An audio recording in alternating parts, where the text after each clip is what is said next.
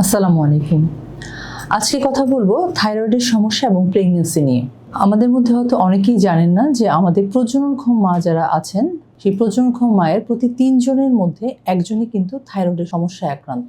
এই থাইরয়েডের সমস্যা ২ রকমের হতে পারে। একটা হচ্ছে হাইপোথাইরয়েড, যেখানে আমার থাইরয়েড হরমোনের পরিমাণটা থাকে কম। আরেকটা হচ্ছে হাইপারথাইরয়েড, যেখানে হরমোনের পরিমাণটা বেশি থাকে। হাইপোথাইরয়েড বা হাইপারথাইরয়েড যেটাই হোক না কেন, আমাদেরকে অবশ্যই বিফোর প্রেগন্যান্সি, মানে আপনি যখন বাচ্চা নিতে চেষ্টা করবেন তার আগেই যদি এই সমস্যা থাকে, তবে সেই সমস্যাটাকে ওষুধপত্র সেবনের মাধ্যমে কারেকশনে নিয়ে আসতে হবে। আমাদেরকে ডক্টরের পরামর্শ নিতে হবে।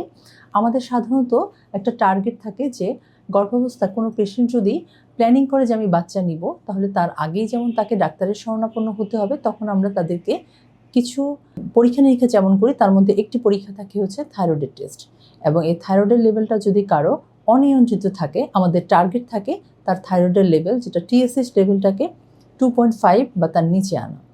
এবং অনেক ক্ষেত্রে আমাদের মধ্যে এরকম হয় যে আমরা আগে থেকে থাইরয়েডের ওষুধ খাচ্ছিলাম, কিন্তু আমি প্রেগন্যান্সি হওয়ার পর থেকে আমি থাইরয়েডের ওষুধ অফ করে দিয়েছি।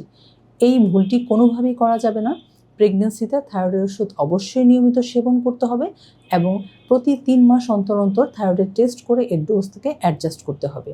তাই হাইপোথাইরয়েড বা হাইপারথাইরয়েড যেটাই হোক না কেন, আমাদেরকে অবশ্যই বিশেষজ্ঞ ডক্টরের পরামর্শ অনুসারে ওষুধ সেবন করতে হবে। কারণ এটা যদি প্রপারলি আমরা কন্ট্রোল করতে না পারি, তাহলে আমাদের যেমন গর্ভধারণটা অনেক সময় সমস্যাযুক্ত হয়ে যায়, ঠিক একইভাবে বাচ্চারও নানান ধরনের ক্ষতি হতে পারে। ভালো থাকবেন।